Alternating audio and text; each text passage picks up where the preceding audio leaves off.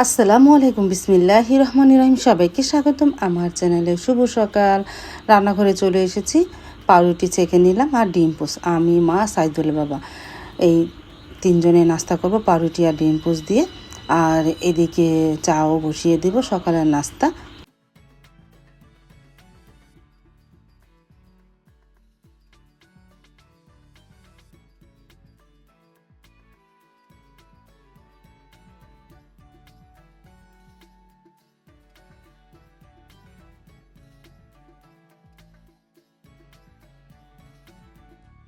তারপর তো নাস্তাটা নিয়ে চলে আসলাম ড্রয়িং রুমে। আজকে ড্রয়িং রুমে বসে নাস্তা করে নিলাম, আলহামদুলিল্লাহ।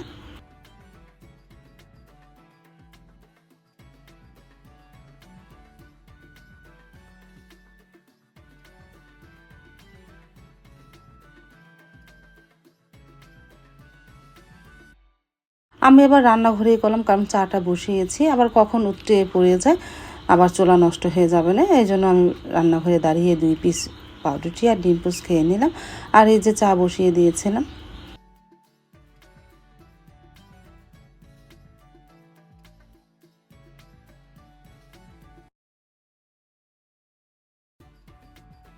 ও তো নাস্তাটা নিয়ে ড্রয়িং রুমে চলে আসলাম, চাও নিয়ে বসলাম। আমার রুটি প্রায় খাওয়া শেষ। তারপরে চা খেয়ে নিব না, মাকে আর সাইদুলের বাবাকেও দিলাম।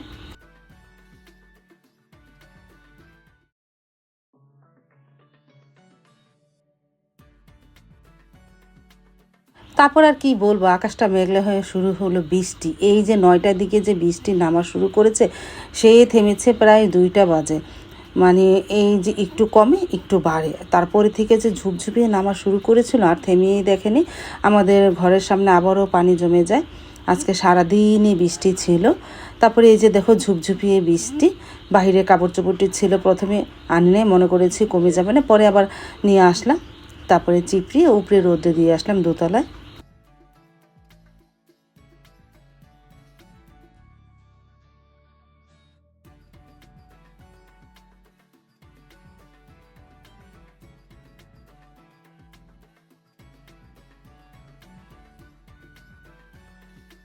তারপর তো নাস্তা খাওয়া হয়ে গেছে, কত কিছু জমেছে, এগুলো ধোয়া পাকলি করি। আর সাইদুল বাবা আজকে একটু বাজারে গেছে, দেখি কী মাছ আনে। আর সকালে আমার হেল্পিং হ্যান্ড ধুয়ে গেছে, এগুলিও গুছিয়ে ফেলি। তারপরে কই মাছ এনেছে, আমার হাতটা অবশ্য কেটে গেছে গতকালকেই। তারপরে কই মাছগুলো কিভাবে কাটবো, আমার আগের যে ভাবি কাজে সাহায্য করেছে সেই ভাবিকে ফোন দিয়েছিলাম, সেই ভাবি এসে আমার মাছগুলো কেটে দিয়ে গেছে। 6টা বড় বড় কই মাছ এনেছে। আর কই মাছ কাটতে তো অনেকটাই কষ্ট, ওই কই মাছগুলো তাজা ছিল। আমার হাত কেটে যাওয়ার জন্য আমি আর কাটতে পারলাম না। আর এই যে সিমিও চলে এসেছে, সিমির মা, উনি তো আমার আগের হেল্পিং হ্যান্ড। কাটা হয়ে গেছে, ভালোভাবে ধুয়েও দিয়ে গেছে। এই যে দেখো আমার হাতটা কেটে গেছে। এখন কই মাছগুলো একটু হালকা লবণ মেখে রেখে দিয়ে কেচে বড় বড় কই মাছ 2 টুকরা করে নিব, কারণ আলাম মানে পুরাপুরি খাওয়া যায় না, অর্ধেক করে নিব। তারপরে আর বাকিটা ফ্রিজে রেখে দিই।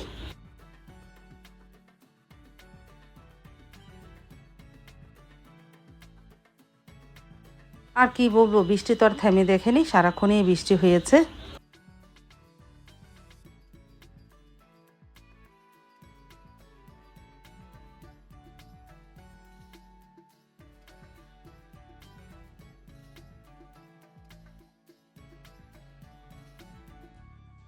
আমি রান্নাঘরে চলে আসলাম, কচুরমুখী কেটে লবণ মেখে রাখতে হবে। আজকে কই মাছ দিয়ে রান্না করব আর বটবটি ভাজি করব। এই তাহলে কচুরমুখীটা কেটে লবণ মেখে রেখে দিই।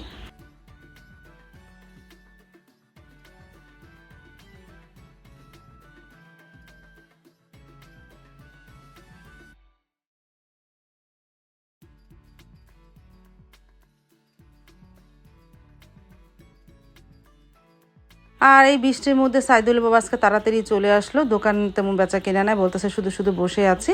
তারপরে চলে আসলো, সাথে করে সমোসা সিঙ্গারা নিয়ে আসলো। আর এনেছে ছোট ছোট কয়েকটা কেক। এই কেকগুলো আমি কখনো খাইনি। সাইদুল বলতেছে কেকগুলো অনেক মজার, দেখা যায় আমাদের এখানে মালপোয়া পিঠার মতন। তারপরে মাকে কেক আর একটা সিঙ্গারা দিলাম, মা সমোসা অবশ্য খেতে পারে না। তারপরে সাইদুল বাবা মাকে দিল, মা খেয়ে নিল। তারপরে আমি সমোসাই খেলাম, আমি আর কেক খাইনি। সারামণি এখন তুইও ঘুমাচ্ছে, গতকালকে এই খেলা দেখে মানে ঘুমাতে ঘুমাতে প্রায় ফজরের সময় ঘুমিয়েছে না। তারপরে আজকে সকাল আর তেমন ডাক দেয়নি, এখনও ঘুমাচ্ছে। ঘড়িতে প্রায় এখন বাজে এই 11:30টার মতন। তারপরে এই যে সমোসা খেয়ে নিলাম, সাবাও শুয়ে আছে, ওদেরকে কাউকেই ডাক দেওয়া হয়নি। আর এদিকে আমি সবজিগুলো কেটে নিই, আর ডিমও এনেছে সাইদুলের বাবা। তারপর তো ভাত বসিয়ে দিলাম, আর কচুর মুখিটা ভালোভাবে ধুয়ে লবণ মেখে রেখে দিয়েছিলাম না, অনেকটাই মানে একটু বিজলা বিজলা ছিল, সেগুলো ভালোভাবে চটকিয়ে ধুয়ে এখন একটু ভাপ দিয়ে নিতেছে, এতে করে আরও ভালো লাগবে। যদি কোনো কচুর মুখিটা বা গলায় ধরে বা এই ভাপ দিয়ে নিলে আর গলায় ধরবে না। আর এদিকে কই মাছটাও ভালোভাবে ধুয়ে নিই, ধুয়ে হালকা হলুদ মেখে ভেজে নিব নে। আর এদিকে গাবগুলিও কেটে নেই। গাব দিয়ে গেছিলো, ওই যে সকালে যেভাবে মাছ কাটলাম না, তাদের বাসা থেকে গাব দিয়ে গেছিলো, এর আগেও দিয়েছে, অনেক মিষ্টি ছিল। তারপরে কচুরমুখিটা সিদ্ধ হয়ে যাওয়ার পর কই মাছটা ভেজে নিলাম, ভাতটা বলক আসলো। আর এই কড়াইতে মাছ রান্না করবো, পেঁয়াজটা কেটে রাখলাম। আর এদিকে পেঁয়াজটা দেওয়ার পরই ভাজা হয়ে গেছে, এখন দিয়ে দিলাম আদা রসুন, তারপর হলুদ গুঁড়া, মরিচ গুঁড়া, ধনিয়ার গুঁড়া দিয়ে মশলাটাকে কষানো হোক।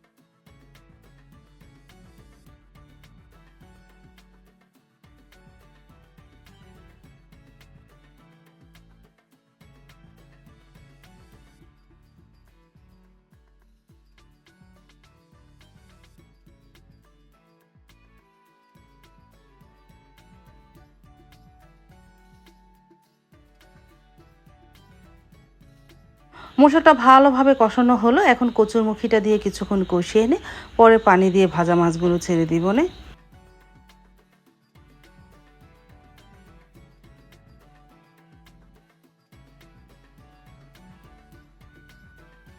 তারপর তো বলক আসলো, পানি দিয়ে দিয়েছিলাম।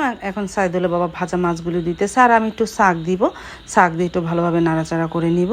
আমরা আমাদের এখানে কচুরমুখীকে গাঠিও বলি, আমাদের এখানে। তোমাদের কার কার এলাকায় কী বল আমি জানি না, মানে মানে মূলত নাম কচুরমুখী। তারপরও এইটাকে আমরা গাঠি বলি।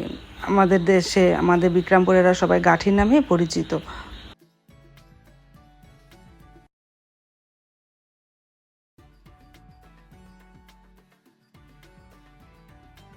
আর এদিকে আমি ভাজিটাও বসিয়ে দিয়েছিলাম, আর গাবগুলো সাইদুল বাবা কেটে দিয়েছিল।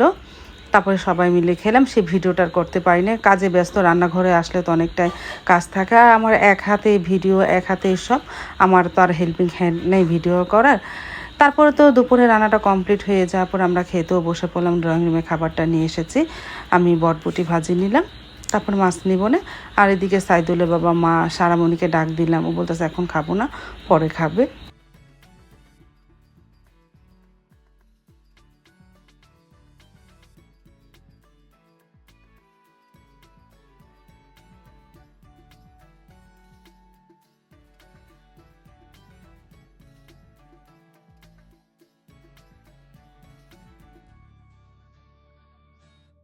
তারপরে নিয়ে এলাম বড় একটা কই মাছ দিয়ে কচুরমুখী তরকারি। আলহামদুলিল্লাহ অনেক মজা হয়েছিল কচুরমুখী তরকারিটা।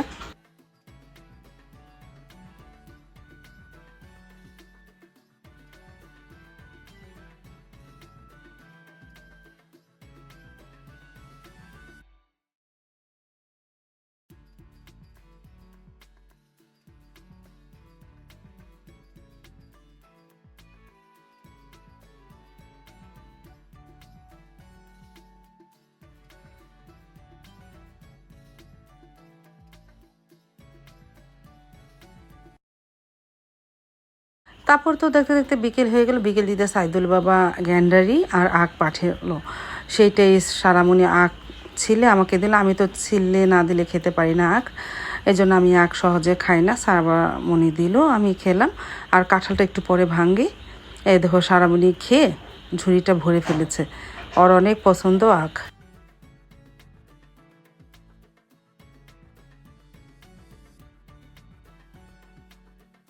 তারপরে চলে আসলাম রান্নাঘরে। সারামণি কাঁঠাল ভাঙতেছে। এখন তো কাঁঠাল আনলে বেশিরভাগ ওই ভাঙে। কাঁঠালটা অনেক ভালো ছিল, মিষ্টিও ছিল।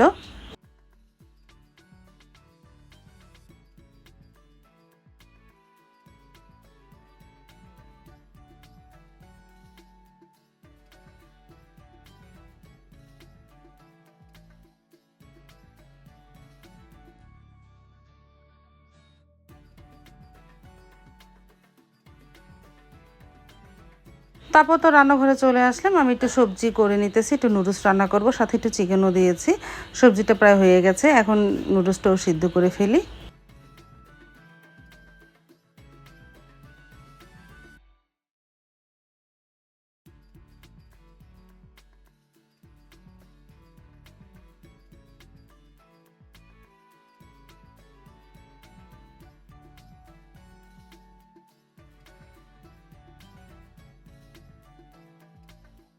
এই যে পানি গরম হয়ে যাওয়ার পর নুডলসটা দিয়ে দিলাম, সিদ্ধ প্রায় হয়ে গেছে, একটু পরে ঝরা দিই।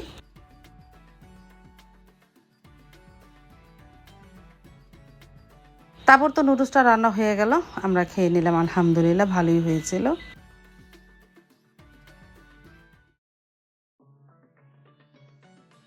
এই যে আমি একাই খেলাম, সাবা সারাকে ডাক দিলাম, ওরা এখন খাবে না, বলতেছে একটু পরেই খাবে। তারপরে মা বলতেছে আমিও পরে খাবো। পরে সন্ধ্যার পরে মা, সাবা, সারা ওরা খেয়ে নিয়েছিল, আমি গরম গরমই খেয়ে নিলাম, আলহামদুলিল্লাহ।